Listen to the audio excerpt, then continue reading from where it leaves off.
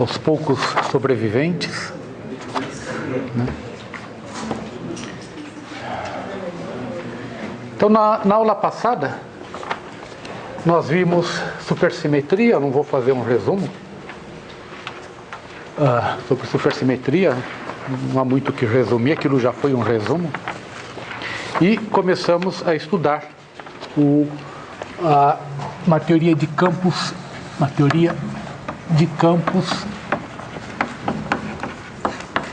para spin 1. E o exemplo mais simples é o caso do eletromagnetismo. O eletromagnetismo, depois de quantizado, dá origem ao fóton, que é a partícula que tem spin 1. Então, eu mostrei para vocês como é que a gente consegue colocar o campo elétrico e o campo magnético juntos de forma compatível com a notação quadridimensional que é requerida pela relatividade restrita. Isso gera a introdução do tensor do campo eletromagnético, que tem componentes 0, B1, ou E1, E2, E3, 0,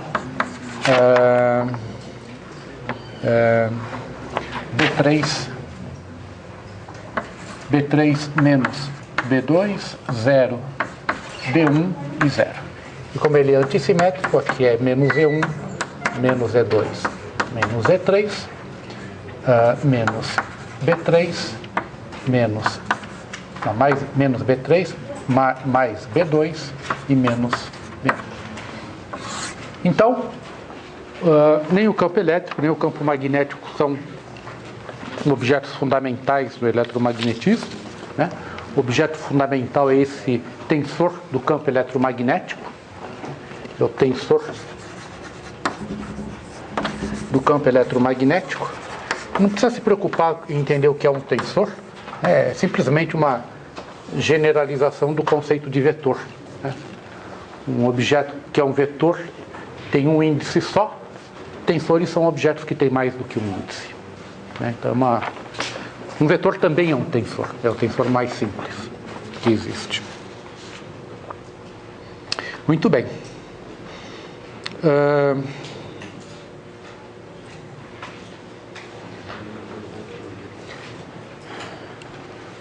Ontem me perguntaram uma coisa, disseram que eu não expliquei, que não entenderam. Um aluno me disse que não entendeu direito aquela história de passar de um referencial para outro, e de por que isso mostrava que nem o campo elétrico nem o campo magnético é fundamental, né? Então eu vou dar um pouquinho mais de detalhes. Eu acho que faltaram os detalhes para compreender corretamente, né? Então eu vou pegar o mesmo exemplo que eu peguei ontem, né? De um vetor, tem um vetor V, e se a gente pega esse vetor num sistema de coordenadas S, que tem coordenadas x e y, eu tenho as duas componentes do vetor, Vx e Vy. Se eu rodo meu sistema de coordenadas, vou para um sistema de coordenadas S', né, em que o vetor V, o mesmo vetor V, agora está na direção x, então ele tem uma componente Vx diferente de 0 e Vy igual a 0. Então isso é uma maneira de você identificar as quantidades físicas, né? Você tem um objeto que varia quando você vai de um referencial para o outro. Você tem que tomar cuidado em saber com que objeto você está lidando, né? Porque o vetor é o mesmo. O vetor é uma quantidade física que não muda se eu mudo o meu sistema de referência. Quer eu faça uma rotação, quer eu faça uma translação. Mas as componentes do vetor podem mudar, né? Então a gente tem que estar ciente disso. Então por que isso não se aplica ao campo elétrico e ao campo magnético, né? O campo elétrico e o campo magnético têm essas propriedades, então eles deveriam ser fundamentais, né? Deveriam ser objetos fundamentais. O que acontece é que eles são objetos fundamentais quando eu faço esse tipo de análise de rotação ou de translação, né? Então se eu olho só sobre rotações e translações, o vetor campo elétrico e o vetor campo magnético são objetos fundamentais, eles têm uma existência própria.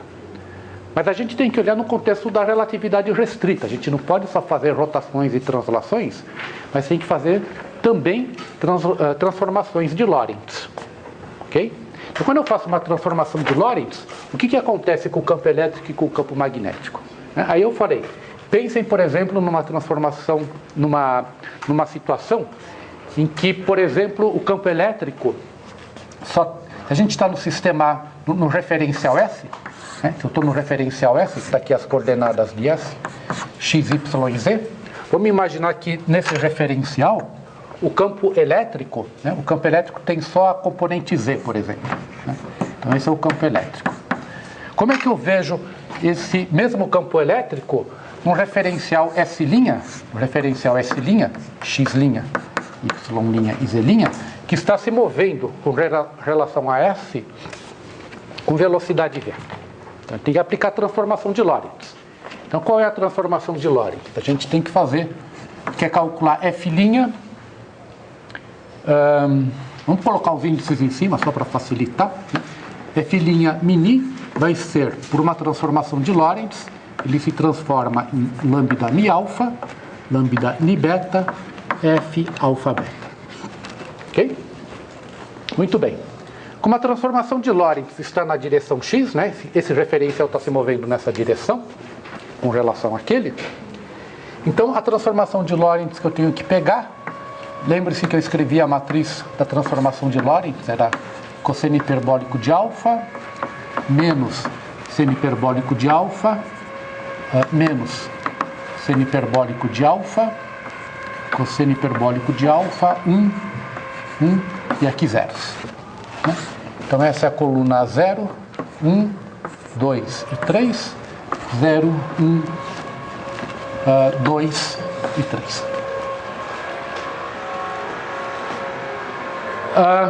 Então o que está acontecendo, né? Eu sei que este F aqui, ele só tem componente na direção Z, só tem esta, onde é que está o campo elétrico na direção Z? Só tem essa componente aqui, né? Então o E3 é o F03, é o F03, certo? Então como é que esse campo elétrico vai se transformar quando eu aplico essa transformação de Lorentz? Então lembre-se que tem uma soma em alfa e uma soma em beta, ok? Então o que vai acontecer? Nesta soma só os índices 0 e 3 é que vão sobreviver. Então isso daqui vai dar lambda alfa,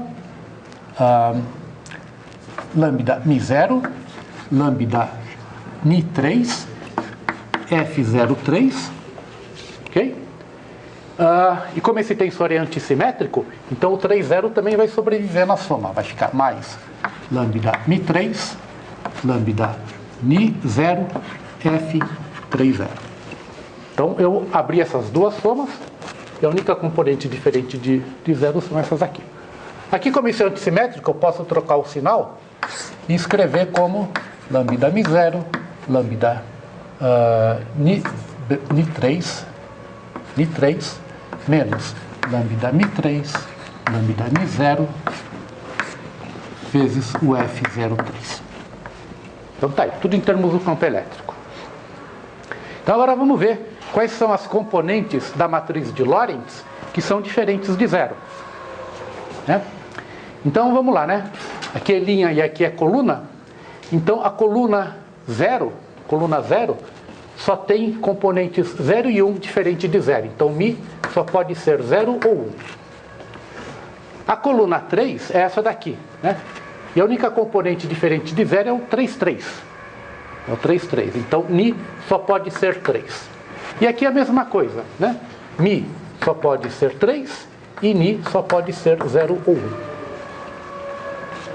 Então com isso a gente já tem informação suficiente para calcular as componentes do F' que são diferentes de zero.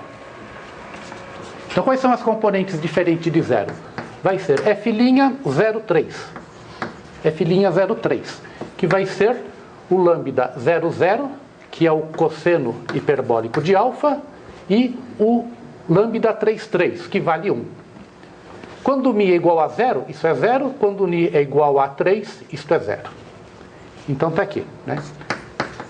Isso significa que eu tenho uma F'03, é a componente 3 do campo elétrico no referencial em movimento, e ele vai ser cosseno hiperbólico do campo elétrico no referencial S. Então, no referencial S' eu tenho uma componente na direção Z'.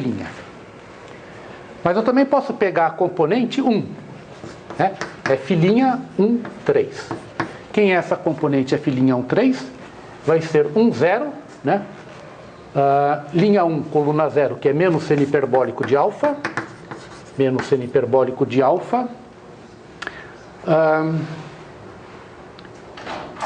E o Ni33, que vale 1. Aqui, quando eu faço Mi igual a 1, 3 é 0. E quando eu pego o 3 aqui, 3 é igual a 0. Então você vê que isso é igual a vezes F03. E o F'13, né? F'13 é menos o campo magnético na direção 2. Isso é menos B'2. E isso é igual a menos seno hiperbólico de alfa vezes o E3. Ok? E não tem outras componentes diferentes de 0, né? Isso daqui vai contribuir quando eu troco Mi por Ni. É só lembrar que isso daqui é antissimétrico, então os casos em que essa contribuição é diferente de 0 já está computado aqui. Então o que vocês estão vendo no referencial em movimento? Você vê um campo elétrico E', mas também vê um campo magnético na direção 2. Aqui. Você vê B'. Então tá aí, né? Parado, eu só vejo o campo elétrico uniforme na direção Z. Andando, eu vejo o campo elétrico na direção Z e um campo magnético na direção perpendicular à direção de movimento. Então, se essas quantidades dependem do referencial, né? Quando eu faço uma transformação de Lorentz, então elas não podem ser objetos fundamentais, né? Porque eu estou transformando E em B. Uma parte do E virou um campo magnético. Então, o objeto fundamental é o campo, é o F', é o campo eletromagnético que tem tanto o campo elétrico quanto o campo magnético embutido dentro dele. Então, eu espero que tenha ficado mais claro o que significa ser fundamental ou não, né? Quer dizer, ele é fundamental no sentido que tem uma existência que é independente do referencial em que ele é calculado, né? Claro que para a gente saber quem é aquele tensor F', a gente tem que escolher um referencial. Então, só com o advento da relatividade restrita é que ficou claro essa unificação da eletricidade e do magnetismo. Muito bem. Aí eu disse para vocês que as equações de Maxwell, nessa linguagem, as equações de Maxwell podem ser escritas como dmi F' igual a 0 e dmi F'ρ mais dρ F' mais dni F'ρ iguais a 0. Essas são as equações de Maxwell. E aí eu falei para vocês que esta equação aqui tem uma solução completamente geral, né? A solução dessa equação é que o F' pode ser escrito como derivadas do potencial. E esse quadripotencial, né, ele é composto pelo potencial elétrico φ mais o potencial vetor A. E como consequência, né, já que essa equação foi resolvida, as equações de Maxwell só se reduzem a esse conjunto aqui, né? Se reduz a esse conjunto, dmi F' igual a 0. Com o F' dado por essa expressão.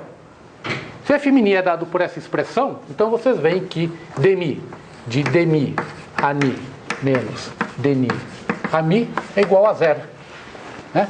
Dmi é o que a gente tinha chamado antes de D'Alembertiano de Ani, e isso daqui me dá menos dni a mi igual a 0. Então está aqui. Essa é a equação por potencial vetor. Então, as equações de Maxwell se reduziram a essas 4 equações, né? São 4 equações, porque o ni pode assumir valores de 0 até 3. Então, eu tenho 4 equações para as 4 componentes do potencial vetor.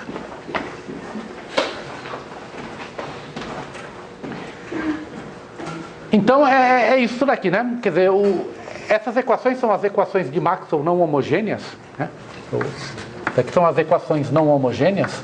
Então, as duas equações que têm fontes, que são a lei de Gauss e a lei de Ampère, podem ser reescritas dessa forma. Essas aqui são as equações de Maxwell homogêneas, né? Aquelas que são iguais a 0. Então, isso vai ajudar vocês a reescreverem as equações de Maxwell dessa forma. Muito bem. O que é importante dessa formulação do eletromagnetismo é que a gente descobre que a variável fundamental é o potencial a mim. E esse potencial não está bem determinado porque eu posso fazer transformações de gauge, né? Tenho transformações de gauge no potencial. Se eu faço a linha μ igual a μ mais uma derivada total, então o f' μ é igual ao f μ, e se isso é verdade, a equação de Maxwell não se modifica, né? Então eu tenho uma transformação que deixa a equação de Maxwell invariante quando ela é escrita em termos do quadripotencial. Então o objetivo agora é encontrar uma ação que descreva o campo eletromagnético, ou seja, uma ação que me dê esta equação do movimento. Bom, aí é um pouquinho de esforço para encontrar a ação de Maxwell, não é muito esforço, né? Eu já tenho um pouquinho de experiência. Vocês se convencem que essa ação ela é escrita, vou escrever inicialmente como menos 1/4 da integral em d4x de f μ. Essa é a equação de Maxwell. Desculpe, a equação não, esta é a ação de Maxwell. Okay? Esse menos 1/4 é convencional, né? Para dar é só por conveniência. Aí vocês lembram que este f, né, é da forma derivada de um potencial. Então aqui dentro eu tenho 2 derivadas e 2 potenciais, né? Como isso tudo tem que ter dimensão -4, dimensão de comprimento a -4, eu já tenho dimensão de comprimento a -2, porque eu tenho 2 derivadas aqui dentro. Isso significa que a dimensão do potencial é comprimento a -1, né? Igual à dimensão do campo escalar. Muito bem. Muito bem. Então tá aí, né? Então isso daqui completa a formulação do eletromagnetismo como uma teoria de campo. A gente tem o campo eletromagnético, tem uma ação, e eu posso derivar as equações de movimento. Como é que eu derivo as equações de movimento? A gente varia a ação, né? Vai me dar. Veja que quando eu variar a ação, eu tenho que variar 2 vezes o f. Então eu já vou contar isso e vou contar um fator de 2. Esse fator de 1/4 fica ao meio, porque eu variei 2 vezes. Então a d4x f μ vezes a variação do f μ. Agora eu vou escrever a variação do f μ com f μ dessa forma. Então isso vai me dar menos 1/2 da integral em d4x de f μ vezes a variação do f μ, que é dμ delta de ami menos dμ delta de ami. Ok? Então variei o A. Agora tem que ser um pouco esperto e perceber que esses 2 termos são iguais, né? Esse termo aqui é esse termo com μ trocado por ni. Então se aqui, nessa somatória, eu troco μ por ni, eu tenho que trocar μ por ni aqui também, né? Então eu vou ficar com esse termo que é f μ dμ delta de ani, E se eu troco mi por ni aqui, eu tenho que trocar mi por ni ali, vai ficar menos f ni mi d mi delta de ani. Okay? Troquei os índices aqui, não aconteceu nada. Aí você percebe que aqui é o mesmo f, só que com os índices trocados. Como eu sei que ele é antissimétrico, eu posso restaurar a ordem mini, desde que eu troque o sinal. E aí os dois termos ficam iguais. Okay? Então, se os dois termos ficam iguais, esse sinal, esse fator de 2 cancela, e eu fico com menos a integral em d4x de f mini dmi delta de ani. E agora é o truque de sempre, né? Faz uma integração por partes. Isso vai me dar menos a integral em d4x de dmi f mini delta de ani menos dmi f mini delta de ani. Então, novamente, isso daqui vai dar um termo de superfície. Se a variação de A se anula nessa superfície, isto se anula. Então, a gente sempre assume que isso acontece. E o que resta é a variação proporcional ao delta A, que tem que se anular. Porque eu estou impondo que a ação tenha um mínimo. Então, a equação que sobra é dmi f mini igual a zero. A gente deriva as equações de Maxwell do princípio variacional. Okay? Então não tem nenhum truque, é sempre a mesma coisa para obter as equações de movimento.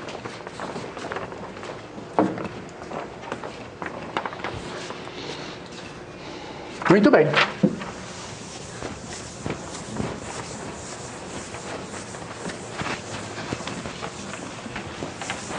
Alguma dúvida? Está tudo claro?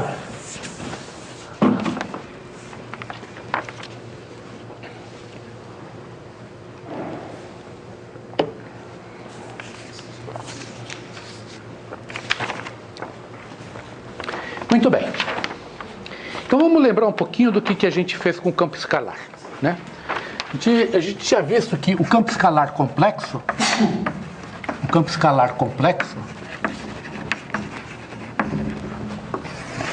a lagrangiana do campo escalar complexo, eu tinha escrito como dmi φ estrela menos m2 módulo de φ ao quadrado, só a parte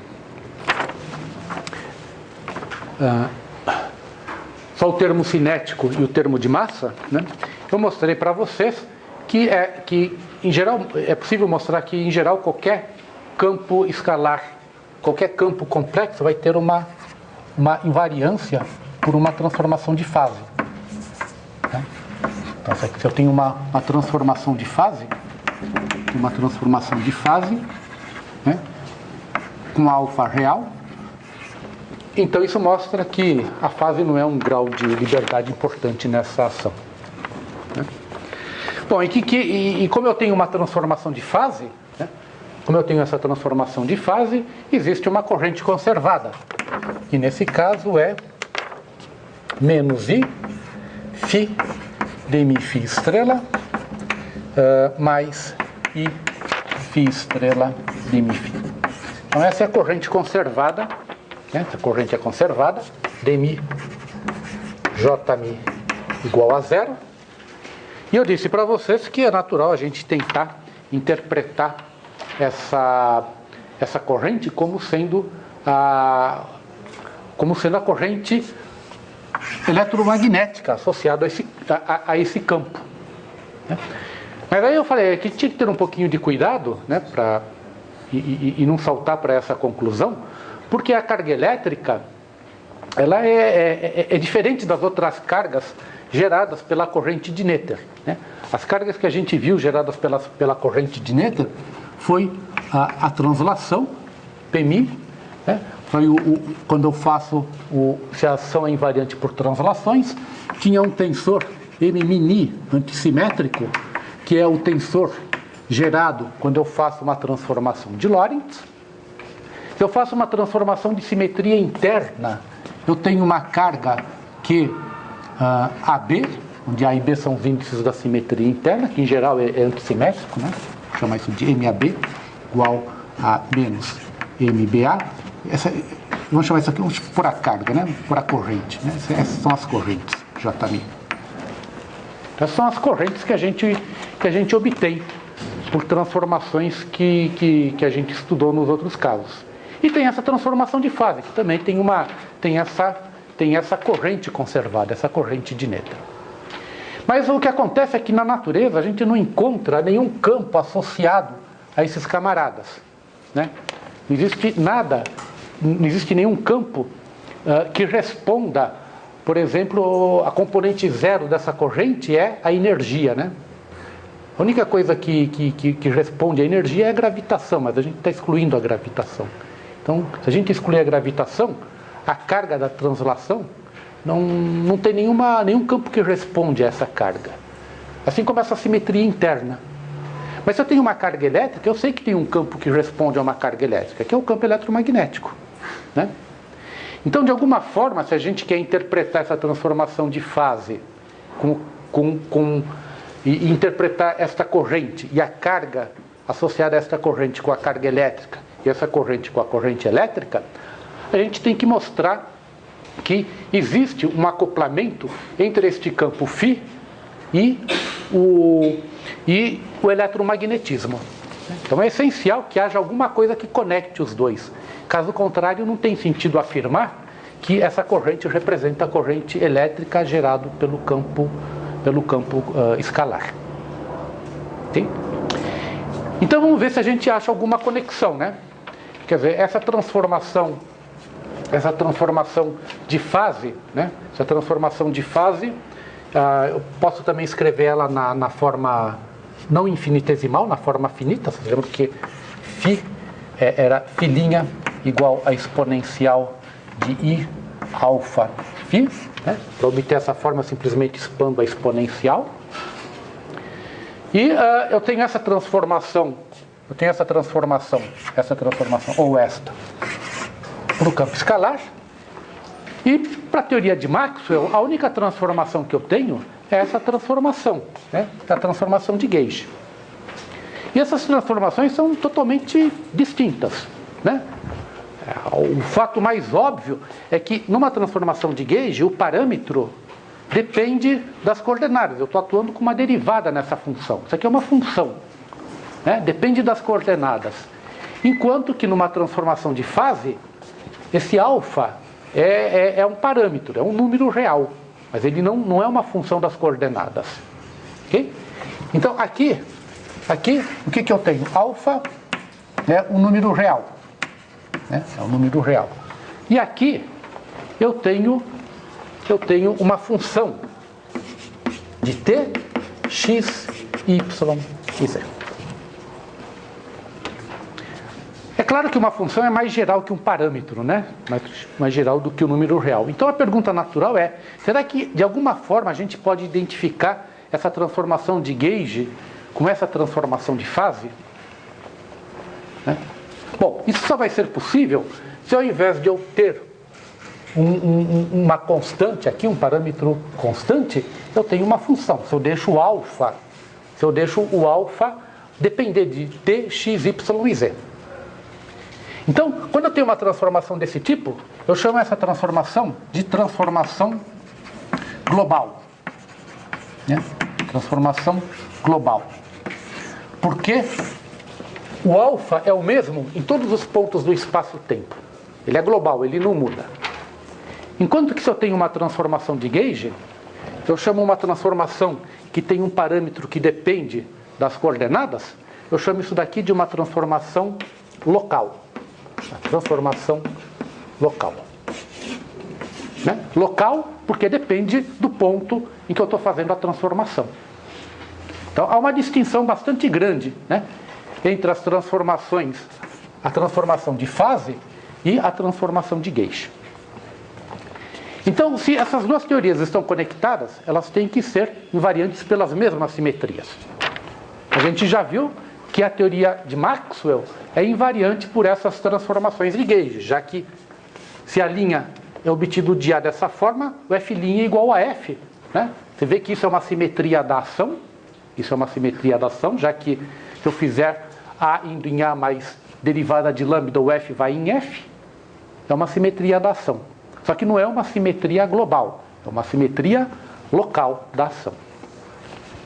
Então, a única forma de tentar conectar essas simetrias é permitir que este parâmetro alfa seja local. Ok? Então, vamos ver se a gente consegue mostrar que esta ação aqui é invariante se esse parâmetro alfa for local. Então, se alfa for local, aí ao invés de usar alfa, eu vou usar o mesmo símbolo, né? Vou usar isso daí, vou usar o símbolo lambda, quer dizer, for uma função de t, x, y e z. Então,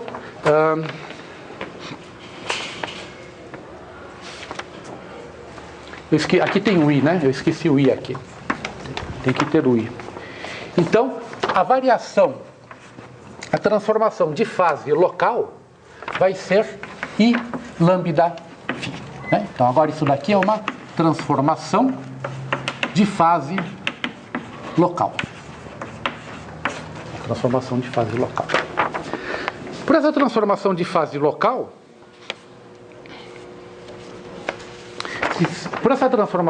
local, você vê que a lagrangiana, né? A lagrangiana agora vai fazer o seguinte, né? Quando eu for tomar a derivada da transformada do φ, quer dizer, quando eu fizer a variação desse φ aqui e for tomar a derivada dessa variação, eu tenho que aplicar a derivada tanto em lambda quanto em φ.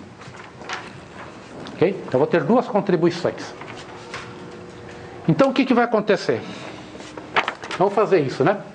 Então eu vou derivar o φ, então isso vai me dar I vezes dmi lambda φ mais lambda dmi φ, tudo isso multiplicado por dmi de φ estrela. Dmi de φ estrela.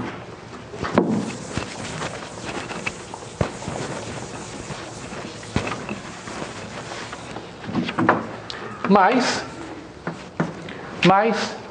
dmi φ, e vou aplicar a derivada na variação de φ estrela. Então, quando eu vario o φ estrela, eu vou ter um fator de menos i, né, que eu estou tomando estrela, menos i, dmi lambda continua real, vezes φ estrela, mais lambda dmi φ estrela. Okay? Então, lambda continua real. Isso eu esqueci de falar, mas o alfa era real e o lambda continua real. Como o lambda é real aqui, né? O lambda é real, já que o A é real. Muito bem. Então, o que acontece aí? Né? Você vai ver que... Deixa eu ver qual é a melhor forma da gente trabalhar com isso. Ok? Então, vocês veem que se eu pegar esse termo que tem a derivada de lambda, né, dmi lambda, eu vou ter i φ dmi φ estrela menos i φ estrela dmi φ. E isso é exatamente menos a corrente. Ok? Menos a corrente. Então vai me dar menos jμ. Então eu já peguei esse termo e esse termo que depende da derivada de lambda. E os termos que dependem de lambda vai me dar i lambda dmi φ estrela menos i lambda dmi φ estrela. Então esse termo cancela com este. Ok? Então tá aí, né? Se eu faço uma transformação local, a lagrangiana não é invariante. Se o lambda for constante, né? Se o lambda for o velho alfa, então isso daqui dá zero e a ação é invariante. Que era o que a gente estava fazendo antes.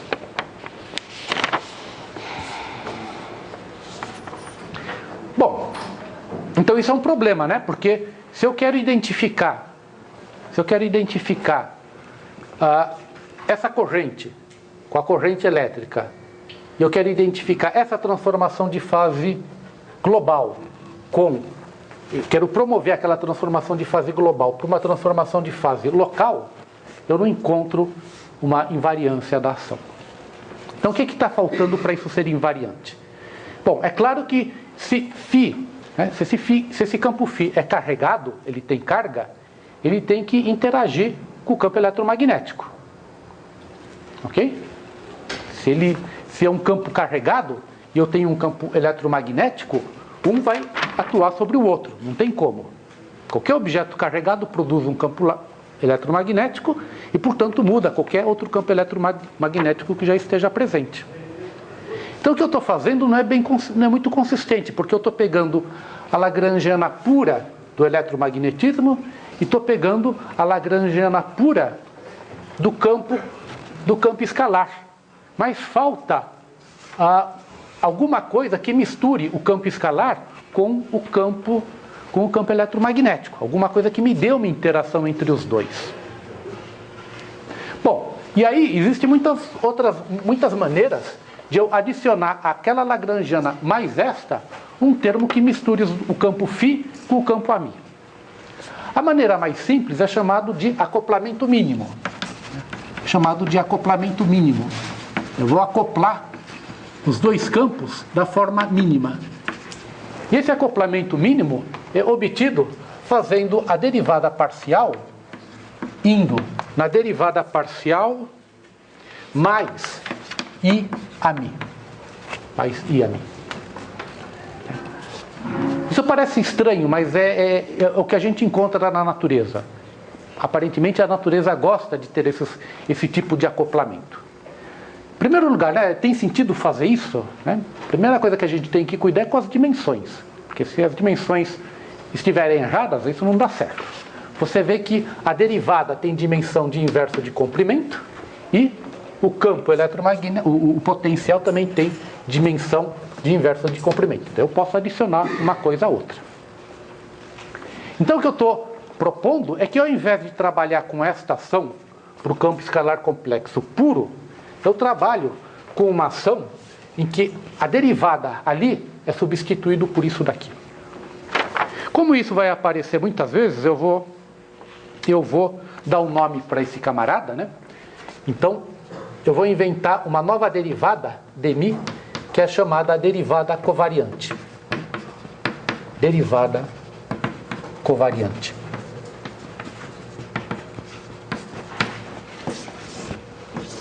Essa é a derivada covariante. Então o que eu vou fazer é substituir a derivada parcial nesta ação aqui por uma derivada covariante. Então, eu tenho uma nova ação para o campo escalar, que é da forma dmi φ estrela menos m2 módulo de φ ao quadrado. Bom, e eu escolhi a ação dessa forma porque essa combinação vai ser invariante de gauge. Ok?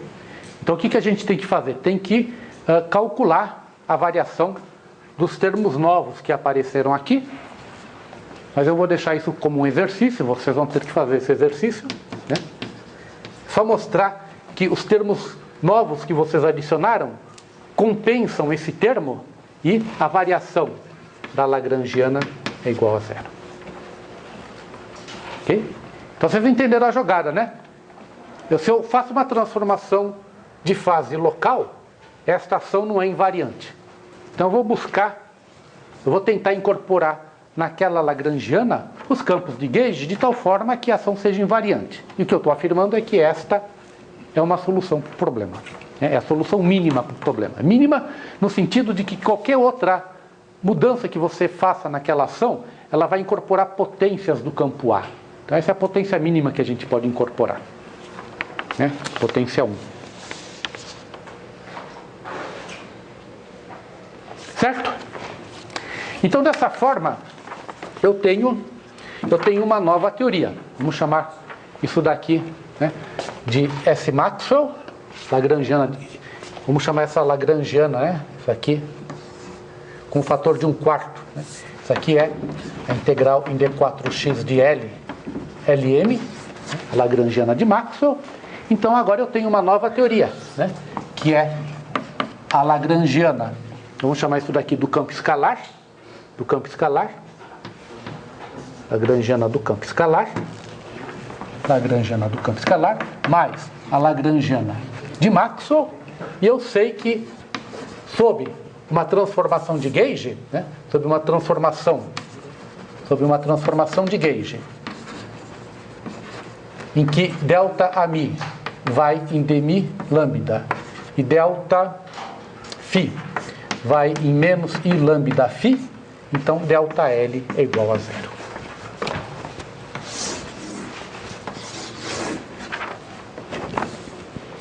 Na verdade, acho que tem um sinal de menos aí. Se vocês forem verificar isso, tem um sinal de menos.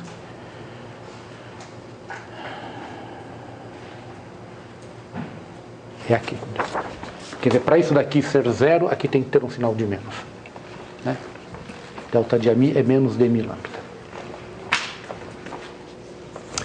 Então, o que vocês estão vendo? Vocês estão vendo que é possível, quando a gente tem campos complexos, né, acoplar esses campos complexos com o eletromagnetismo, através do acoplamento mínimo. Isso também funciona para o campo de Dirac.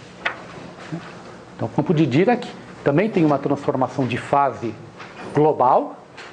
A gente pode pegar essa transformação de fase global e promover para uma transformação de fase local. E através do acoplamento mínimo, a gente pode mostrar que a ação de Dirac também é invariante por essas transformações.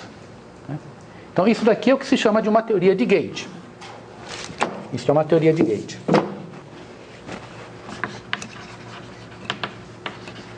A teoria de gauge porque ela é invariante por uma transformação de gauge.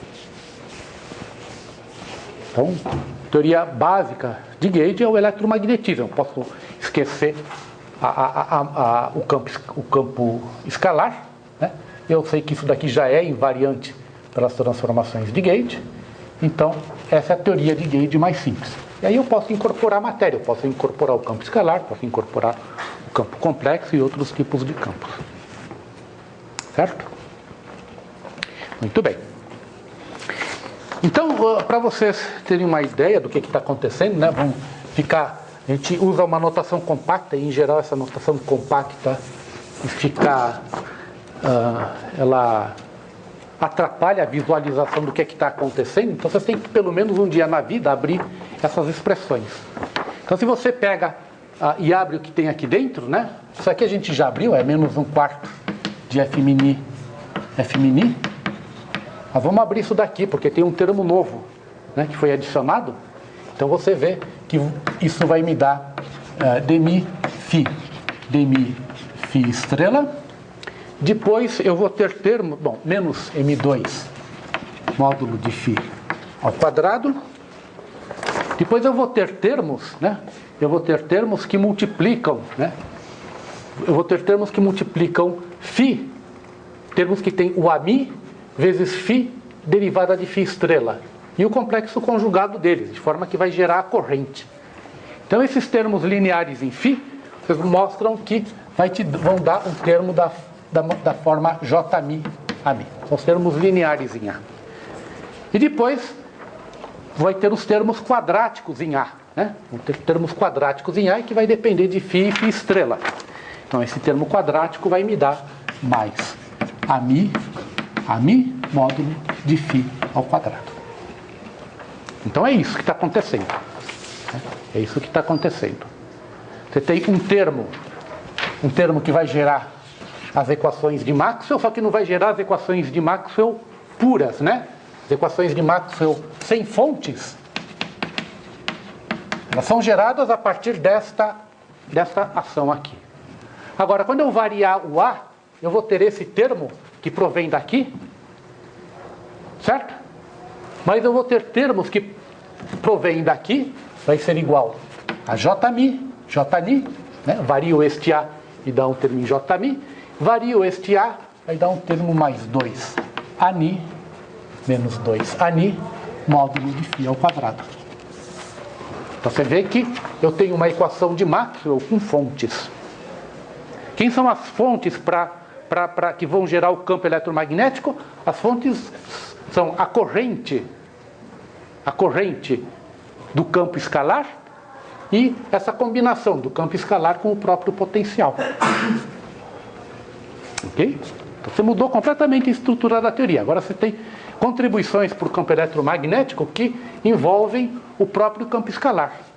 E a equação para o campo escalar também muda, né? Você vai ver que dmi, se a gente faz a variação aqui, vai dar o da Lambertiano de φ, mais m2φ, que é o que a gente sempre obteve antes.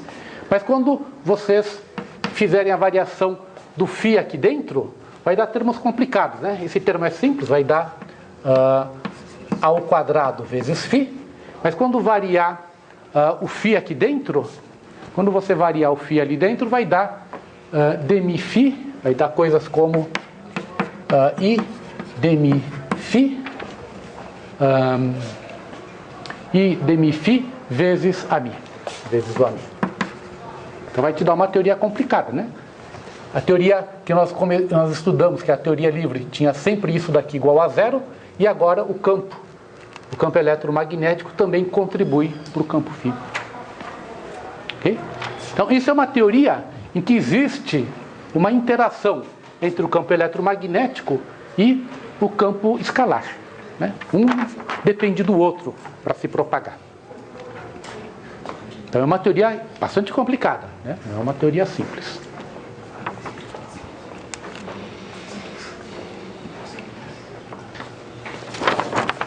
Como eu disse antes, a gente pode fazer a mesma coisa. A gente pode fazer a mesma coisa para o campo de Dirac.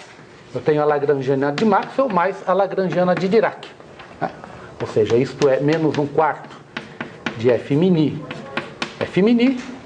mais psi barra I. Agora, derivada covariante, né? Lembre-se que a gente tem que fazer o acoplamento mínimo. Então, d/psi, I d/psi, menos m psi barra psi. Então, essa é a teoria, essa é a Lagrangiana que descreve elétrons e o campo eletromagnético. Essa é a teoria da eletrodinâmica. Se a gente quantiza essa teoria, a gente obtém a chamada eletrodinâmica quântica, né? Que é uma teoria real. Ela se aplica à natureza. Então, aqui você tem elétrons e pósitrons interagindo com o campo eletromagnético. E essa é aquela teoria que eu falei que é a mais bem testada da física. A gente consegue resolver as equações e consegue fazer experimentos precisos com uma precisão impressionante. De forma que se acredita que essa teoria é a teoria correta para descrever a interação de elétrons, pósitrons e fótons. Tá certo?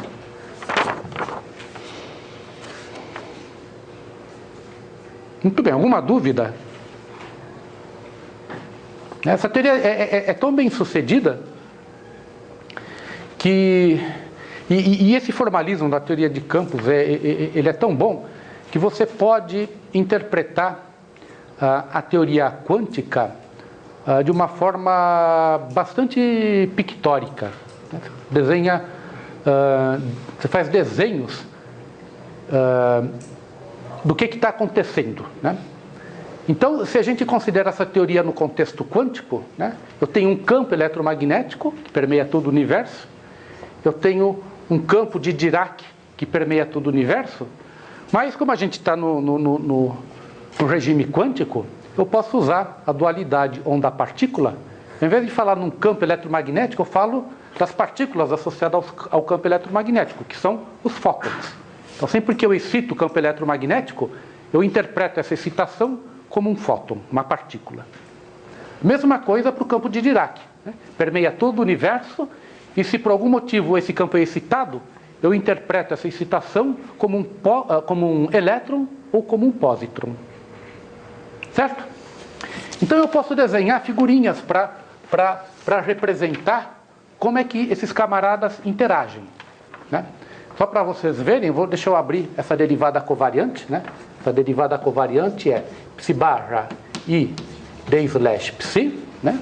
E tem o termo que depende de I a mi. Então vai ficar menos a mi psi barra gama mi psi. Então, são os dois termos que aparecem aqui dentro. A ideia é a seguinte, né? A ideia é interpretar cada um dos termos que aparecem nessa Lagrangiana através de um desenho, que são chamados de diagramas de Feynman. Porque foi o Feynman que inventou isso daí. Ele é um cara extremamente criativo, né? Então ele procurou uma maneira pictórica de entender o que acontece na teoria quântica. Mas a gente pode ver isso mesmo na teoria clássica, né? Em primeiro lugar, o que a gente tem na teoria clássica? A gente tem esse termo aqui, que representa, né, esse termo F mini, que se eu abrir, vai ser uma coisa do tipo dmi ani vezes dmi ani menos dmi ani, né? Duas vezes. Vai ser isso daqui. Muito bem. Isso aqui é o termo cinético, né? É um termo que tem duas derivadas no potencial eletromagnético. Então o que ele representa? Se ele é o termo cinético, ele representa a propagação desse camarada. Da mesma forma, né? Esse termo que tem uma derivada atuando no campo espinorial, ele representa o termo cinético do campo espinorial, ele representa a propagação do campo espinorial. É costume a gente incorporar o termo de massa ao termo a esse termo aqui, né? Pega esse termo que é quadrático em psi, pega esse termo que é quadrático em psi, interpreta isso daqui como sendo o propagador do campo. Então eu posso inventar um propagador para a mi e representar esse propagador, né, como uma linha ondulada que representa a propagação do campo a mi do ponto do espaço-tempo x para o ponto do espaço-tempo y. Posso fazer a mesma coisa para o campo de Dirac, né? Tem um propagador para psi, né? Então vou representar esse propagador como sendo uma linha. Ele vai, né? As linhas vão do ponto x ao ponto y. E aqui tem um termo de interação, né? A única interação entre o campo eletromagnético e o campo de Dirac se dá aqui, né? Aqui só tem campo eletromagnético, aqui só tem campo de Dirac, aqui só tem Dirac, e aqui tem uma mistura de campo de Dirac com campo eletromagnético, né? Então vocês veem que eu tenho dois campos de Dirac e um campo eletromagnético. Então eu represento isso daqui da seguinte forma. Eu digo que eu tenho uma interação, né? Eu tenho uma interação que é representado por um campo eletromagnético e por um existe uma convenção para saber quem é psi barra e quem é psi. Eu não vou falar dessa convenção. Um psi barra e um psi. Então a gente pode visualizar a interação entre o campo eletromagnético e os elétrons através de um desenho como esse daqui.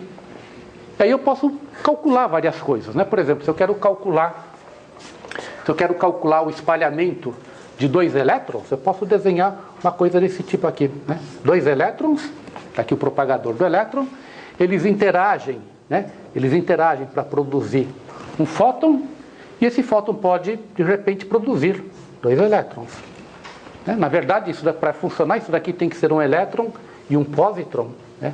Um elétron e um positron, E mais, E menos, eles se aniquilam, produzem um fóton, e esse fóton pode, por causa da mecânica quântica, gerar um par elétron-positron também.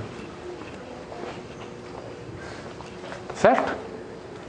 Então, são essas coisas que o formalismo da teoria de campos permite fazer, né? Ela, além da gente estudar a invariância, as leis de conservação que existem numa dada teoria, elas permitem, através dos diagramas de Feynman, analisar de forma bastante simples o que está acontecendo nessa teoria, inclusive do ponto de vista quântico.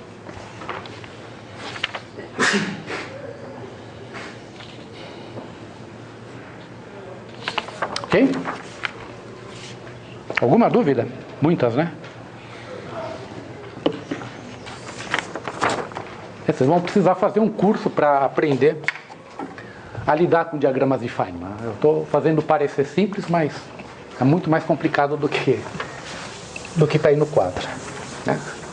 Mas é extremamente poderoso, né? Porque quando você vai quantizar a eletrodinâmica quântica, aparecem expressões monstruosas, né?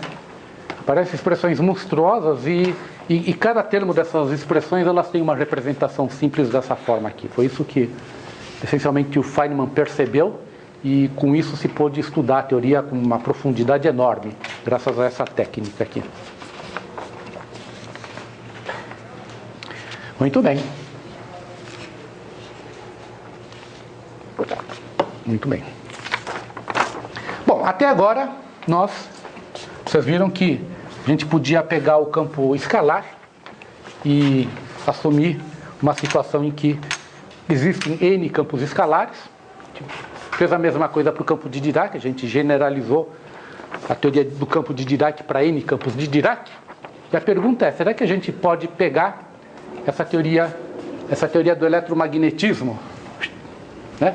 Está aqui, essa teoria do eletromagnetismo, que tem um fóton aqui, e generalizar para N campos eletromagnético? Né? A resposta é sim, a gente pode fazer isso. Só que o que a gente obtém é uma coisa muito mais complicada, né? Uma coisa muito mais complicada, que só foi de fato descoberto no final da década de 50. Né? Então, a gente pode generalizar, né? Pode pegar N campos de Gauge, né? Agora eu vou chamar o campo eletromagnético de campo de Gauge, e ter um objeto, né? que é um campo de Gauge, como potencial eletromagnético, só que tem um índice de simetria interna, A. Então, se esse A vai de 1 até N, eu tenho N campos de Gauge. Certo?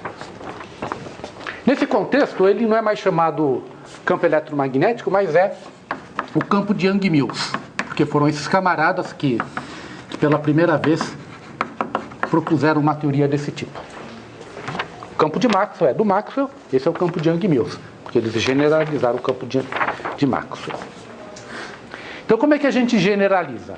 Bom, o procedimento é mais técnico, eu não vou explicar por que se faz dessa forma, mas eu já vou dar o resultado final. A lagrangiana para a teoria de Young-Mills tem a mesma forma que a lagrangiana da teoria de Maxwell, exceto que eu somo esses campos, né? Vai ser menos 1 sobre 4. 1 sobre 4G ao quadrado, vezes uma soma com A variando de 1 até N, de F mini A, F mini A. Ok? Estou generalizando. A grande diferença, e é muito importante isso, né? É que esse F mini aqui, para o campo de Young-Mills, ele não tem mais essa forma, dmi a ni menos dmi a mi. Ele tem que ser modificado, senão a coisa não funciona. Né? Então, o que eles descobriram foi essencialmente isso, porque várias pessoas tentavam generalizar a teoria de Maxwell para N campos de Maxwell, sem fazer o que esses camaradas fizeram. E o que eles fizeram foi descobrir que a generalização correta é essa daqui. dmi a menos dmi a mi a, mais tem um i, mais i, f a b c, a mi b, a mi c. Ok? Então agora começa a aparecer a estrutura da teoria de grupos, né? A gente lembra aqui que no caso do campo escalar, se eu tenho N campos escalares, então a teoria vai ter como simetria interna o grupo SON. A gente viu que se a gente pega N campos de Dirac, o grupo de simetria interna é SUN. Então aqui eu vou pegar o grupo mais genérico, apesar desse campo A ser real, eu vou pegar o grupo mais genérico que é SUN, e eu tenho que saber quais são os geradores, eu tenho que saber qual é a álgebra de SUN. Né? A álgebra de SUN, que a essas alturas vocês já devem conhecer. Então, a álgebra de SUN é formado é dada pela relação de comutação entre os geradores de SUN.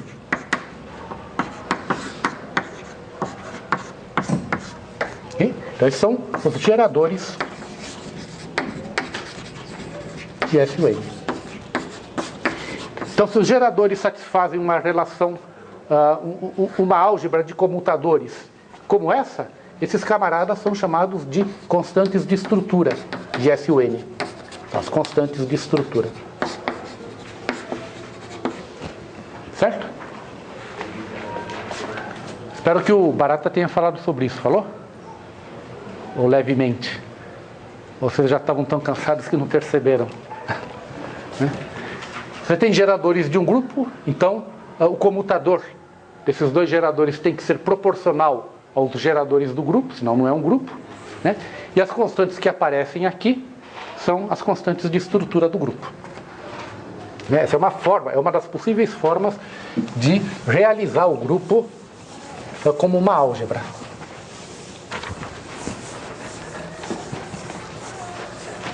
Então vocês vejam, né, a grande descoberta do Young-Mills é que para generalizar o eletromagnetismo para N campos, você não pode ter o F' usual, você tem que adicionar um termo que depende da constante de estrutura do grupo. Né? Na verdade, eles não fizeram essa coisa geral, eles pegaram N igual a 2, consideraram o caso SU2 apenas, mas lendo o trabalho deles, vocês facilmente generalizam aqui o trabalho para qualquer grupo. Uma outra coisa que a gente precisa saber sobre os geradores é quanto é que dá o traço dos geradores, né?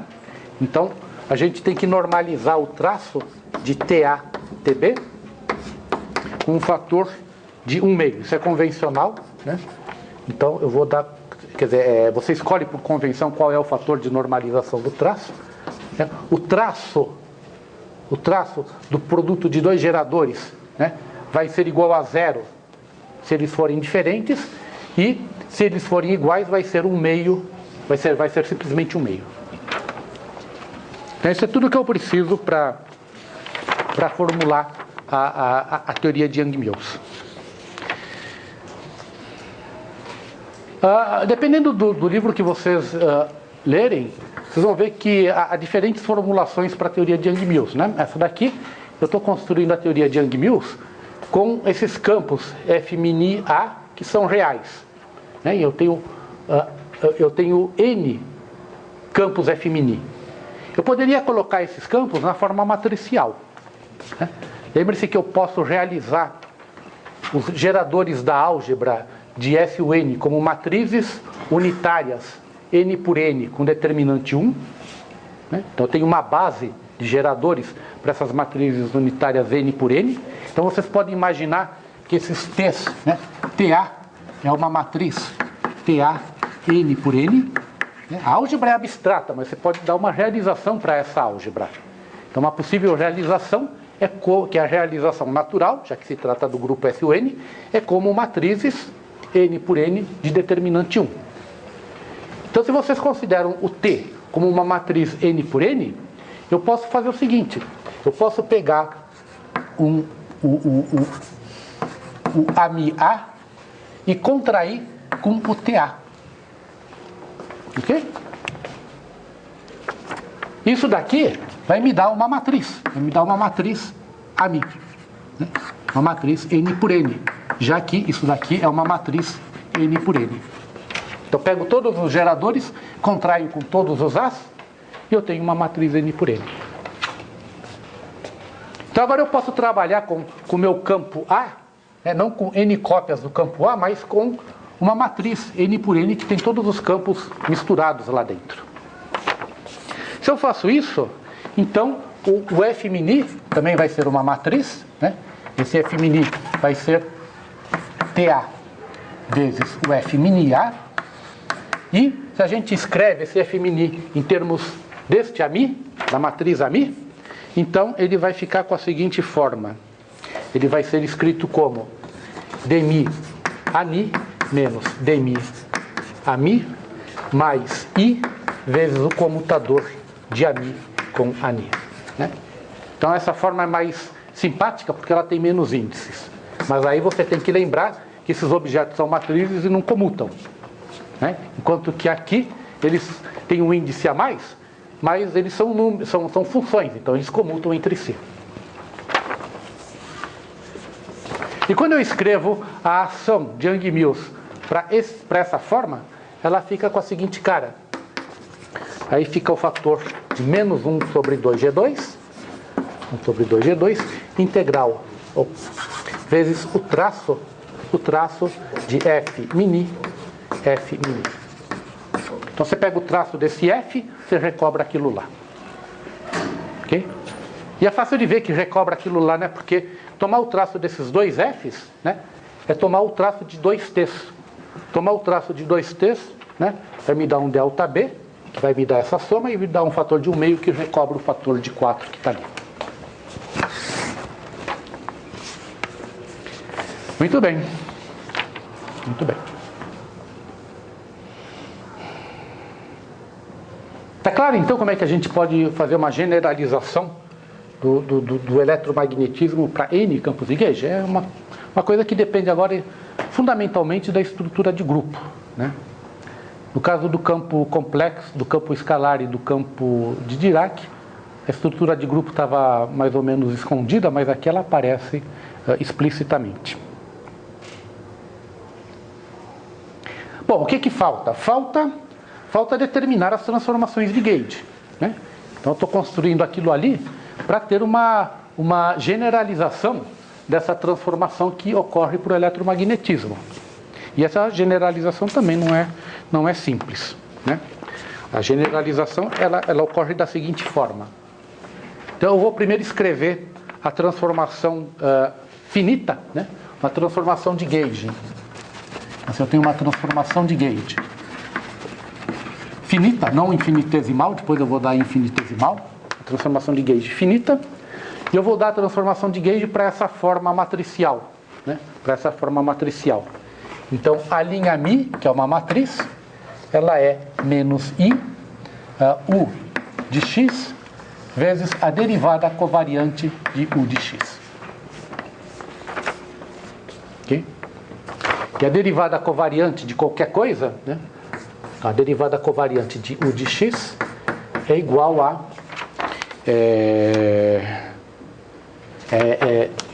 mais I. Então, é dmi de U de X mais I a Mi com. Ok? Então, você vê que a estrutura é muito mais complicada, né? Eu tenho que ter como é uma transformação local, o parâmetro da transformação depende do espaço-tempo. Por isso que eu estou colocando esse x explicitamente aqui, né? Estou colocando o x explicitamente aqui. Então isso generaliza essa transformação, né? Essa transformação de ΔΜi menos dmi. Então é um exercício para vocês mostrarem que no caso infinitesimal, né, quando eu faço a transformação infinitesimal, quando eu faço U de X igual a 1 mais I lambda A TA, né, lambda A de X, né, que a transformação teria um monte de termos, mas a transformação infinitesimal você para no primeiro gerador, né, você escreve isso daqui como 1 mais I lambda, né? Então, se você faz isso, a transformação de gauge, essa transformação infinitesimal agora é delta de Ami igual a menos dmi de lambda. Certo? Então, o que a gente está fazendo? A gente está pegando essa transformação que vale para um campo de gauge e trocando a derivada parcial por essa derivada covariante, né? Essa derivada covariante, em que eu tenho a derivada parcial mais o comutador do campo de gauge, que é uma matriz, com o U, que também é uma matriz. Certo? Muito bem.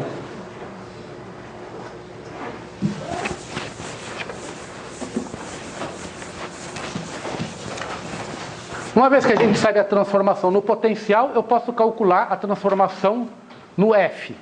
Né? Então, o F' mini, para uma transformação finita, ele vai se transformar como U de x, F mini vezes U de x. O daga, aqui é daga, eu estou esquecendo de colocar daga, aqui é daga, desculpe por isso. Tem que ser U daga, e aqui é U daga. Ok? Então a primeira coisa que vocês veem é que o F não é invariante. Né? Por essa transformação de gauge, a gente sabe que F' mini é igual a F mini. A F mini. No caso em que eu tenho vários campos, aparece a matriz U dos dois lados do F. Então ele não é invariante. Mas como é que a ação pode ser invariante se o F não é invariante? Né? A ação, você veja que a ação, ela depende do traço, né? Está aqui a ação. Onde eu escrevi a ação? A ação está aqui. Né? A ação tem que, para a gente calcular a ação, tem que pegar o traço. Então, se eu calculo quanto que é traço de F', isso vai me dar o traço de U, F, U daga, U, F, U daga. É isso que vai dar. U são matrizes unitárias, né? Já que é a transformação de SUN. Então, U daga me dá 1. Então, isso se reduz a traço de U, F, F, U daga. E agora eu posso usar a propriedade cíclica do traço. Né? O traço de 4 matrizes, como essa, pode ser, tem uma propriedade que diz que eu posso trocar a ordem. Então, eu posso passar esse U para lá, por exemplo, U daga, U, F, F. E aí eu uso novamente o fato de que U é uma matriz unitária. E o resultado é que isto é traço de FF. Então, apesar do F não ser invariante por uma transformação de gauge, a lagrangiana é invariante. A lagrangiana é invariante. Então, existem diferenças fundamentais quando a gente trata a teoria de Young-Mills e compara com o caso do eletromagnetismo. Né?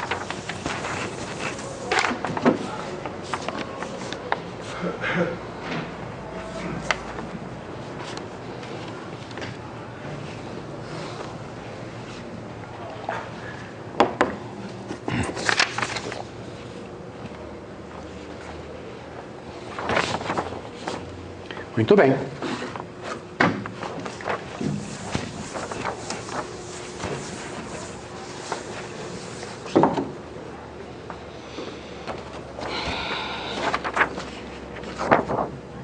Então a gente tem a ação de Young-Mills, tem as transformações de gauge, né?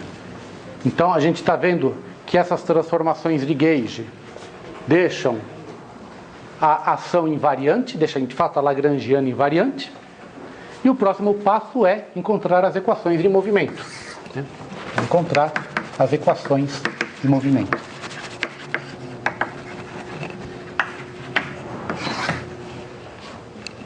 Então, para encontrar as equações de movimento, o que eu tenho que fazer é variar o potencial que está dentro de cada um desses dois Fs. Né?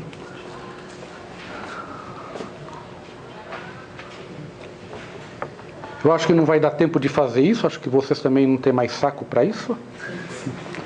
Então só vou dar o resultado. Quem tiver interesse pode passar uma tarde tentando mostrar que dmi de F mini é igual a 0.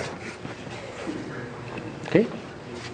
Então nesse sentido ela é parecida com o eletromagnetismo, já que no eletromagnetismo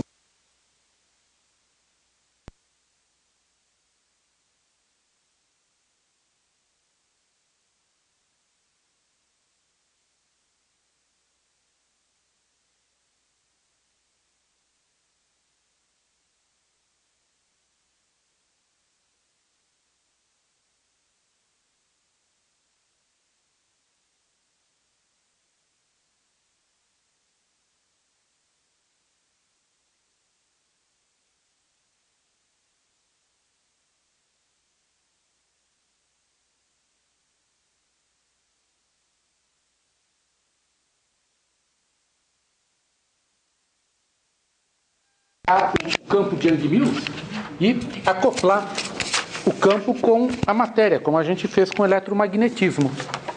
Posso fazer agora o acoplamento com a matéria. O acoplamento com a matéria.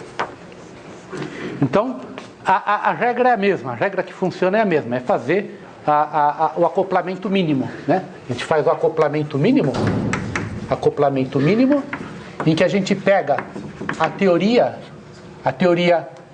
que a gente quer acoplar com o campo de Young-Mills e substitui a derivada parcial por essa derivada covariante, né? Essa daqui, essa é a nova derivada covariante.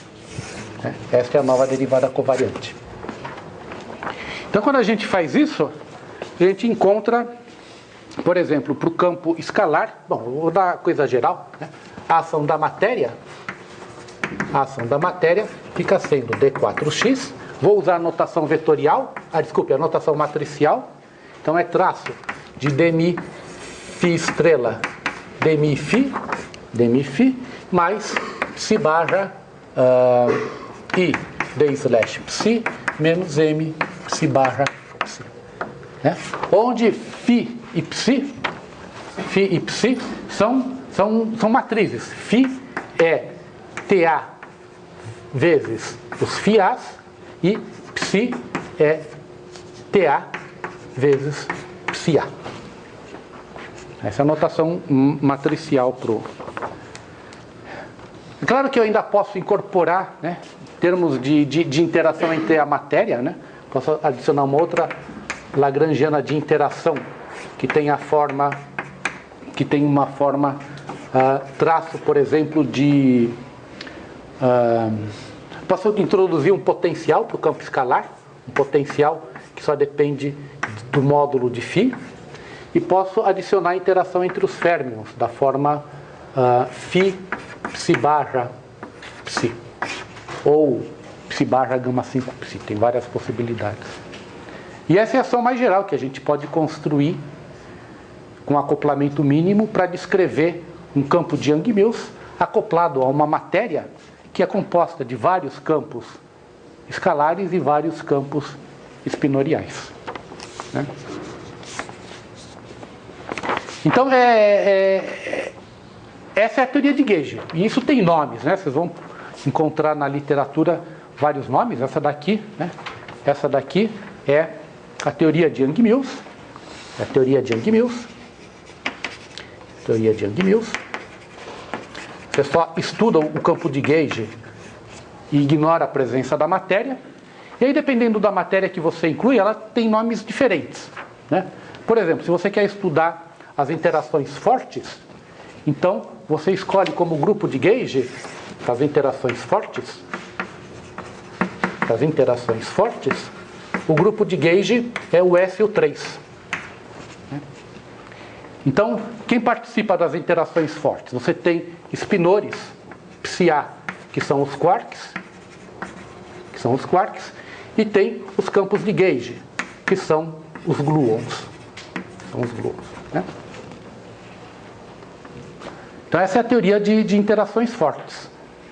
Você pode considerar também a teoria das interações fracas, de fato, são chamadas de interações eletrofracas, porque unifica o eletromagnetismo com as interações fracas, e o grupo de Gauge vai ser SO2 vezes 1. Eu esqueci de falar, né? Quer dizer, como é que a gente reduz tudo isso daqui para o caso de um campo de Gauge, né? Simplesmente faz N igual a 1, e essa teoria vai ter como grupo de simetria o 1. Né? O S é irrelevante para o caso 1. Né? Então vai ser o grupo de simetria 1. Então a teoria de Maxwell, né? A teoria de Maxwell é uma teoria de Gauge com grupo de Gauge U1. Né? Então este U1 que aparece aqui representa o eletromagnetismo. E este é o grupo das interações fracas. Só que elas não são, elas só são consistentes quando unificadas nas interações eletrofracas. Não existe uma teoria quântica consistente só para 1 e só para SO2. Quer dizer, para 1 existe. O que não existe é uma teoria quântica consistente para as interações fracas. Só essa teoria unificada é que faz sentido. Né? E isso daqui constitui o que eu tenho chamado, durante todo o curso, do modelo padrão das partículas elementares, né? Então, o que é o modelo padrão? O modelo padrão é uma teoria de gauge que tem um grupo de gauge SU3 para as interações fortes e SU2 vezes 1 para as interações fracas, né? Esse SU3 está associado com o nome cor, né? Os quarks aparecem em 3 cores, por isso que tem esse SU3.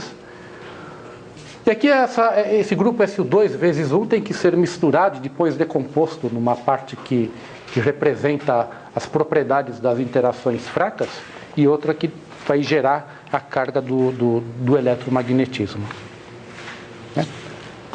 Então, vocês estão vendo que o curso inteiro foi encaminhado para o caso relativístico, porque é onde as teorias de Gauge mostraram o poder para investigar a natureza, mas a teoria de campos ela pode ser aplicada em outras áreas, ela não é aplicada exclusivamente na área de partículas elementares. Por exemplo, a teoria da supercondutividade de BCS, né? De BCS, Bardeen, Cooper e Schrieffer, o que é a teoria da supercondutividade? Ela simplesmente considera que a baixas temperaturas, os elétrons do condutor, eles se emparelham, tem elétrons com spin para cima e spin para baixo, de repente, para certos materiais, eles se emparelham e formam pares de Cooper, né? São chamados pares de Cooper. E qual é a descrição efetiva desses pares de Cooper? É através de uma teoria de campos, né? Não relativística. Então você usa essa teoria de campos e você consegue demonstrar que existe a supercondutividade a baixas temperaturas, né? Existem outros problemas muito importantes não relativísticos em que se usa a teoria de campos. Um dos mais importantes é o estudo da turbulência, quer dizer, mostrar que o efeito da turbulência em fluidos é de fato gerado pela equação de Navier-Stokes. A equação de Navier-Stokes é essencialmente a equação de movimento para um fluido, ela depende de um número grande de parâmetros, e não é claro que essa equação você possa gerar a partir dessa equação os fenômenos de turbulência que a gente conhece nos fluidos comuns, né? Então esse é um problema em aberto. Então eu não estou contando para você só os problemas terminados como esses aqui, né? Não há mais o que fazer, não há como estudar mais isso daqui, já foi estudado, mas existem problemas em aberto em que a teoria de campos mostra que é uma ferramenta muito importante, né? Esse problema da turbulência gerada a partir da equação de Navier-Stokes é tão importante que quem resolver esse problema vai ganhar $1 milhão, tem um prêmio de $1 milhão, né? E na área de teoria de campos também, né? Tem problemas, eu falei que esses problemas foram resolvidos, mas tem outros problemas que não foram resolvidos. Por exemplo, se você pega a teoria de Yang-Mills pura, né? E você tem quarks também, a gente sabe, todo mundo sabe que prótons e nêutrons são constituídos de quarks. Tem 3 quarks lá dentro. Mas aí vocês podem se perguntar, por que ninguém vê um quark isolado? A gente vê prótons e nêutrons, que são conjuntos de 3 quarks. A gente vê mesons, como os pions, que é um conjunto de quark e antiquark, mas nunca ninguém viu um quark separado, né? Um quark isolado. Então existe uma conjectura de que as interações fortes, né? As interações fortes confinam os quarks, é a hipótese do confinamento. Os quarks nunca podem existir separados. Okay? Até hoje ninguém conseguiu provar que de fato as interações fortes são confinantes. É um problema em aberto. E, novamente, também tem um prêmio de $1 milhão para quem mostrar que a teoria das interações fortes confina os quarks. Então, a teoria de campos é uma ferramenta, né? Ela não é o objetivo. Você não vai estudar a teoria de campos por ela própria. Você vai estudar a teoria de campos e aplicar os métodos que ela gera para entender a natureza. E isso pode ser feito de várias maneiras. Então vamos terminar o curso. Obrigado pela audiência. Descansem no fim de semana. Amanhã ainda tem aula de exercícios, né? Quem tiver dúvidas pode vir tirar dúvidas, ou quem quiser perguntar, se for de interesse geral, Não? Então, pessoal, obrigado. A lista de exercícios, por favor.